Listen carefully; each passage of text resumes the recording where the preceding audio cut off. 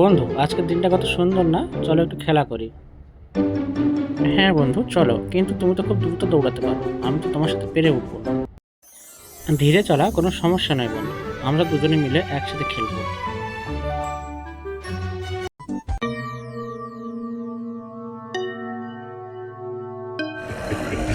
আজ আমার খাবারটা তো খুব সহজেই পেয়ে গেলাম।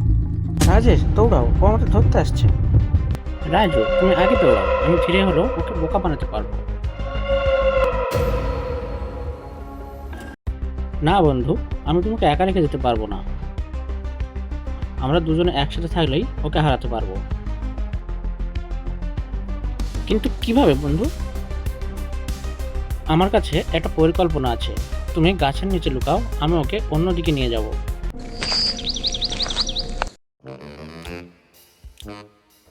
এই কালু, যদি ধরতে পারো তো ধরো আমাকে।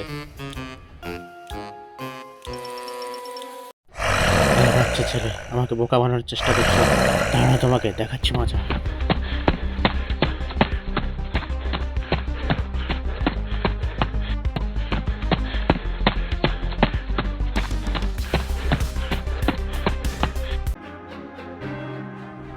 আমি হাঁপিয়ে গেলাম, আবার আসবো তোমাদের মজা দেখাতে।